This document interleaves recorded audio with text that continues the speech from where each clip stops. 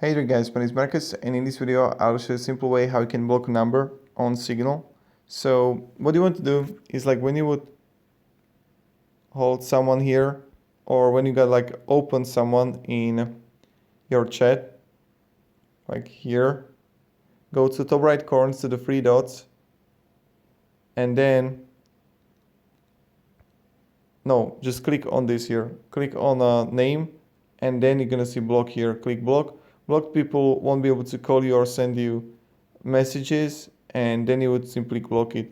So again, you simply click here on the right, down right corner right, then choose a profile, click on the right top on the profile, scroll down below, and right here click block.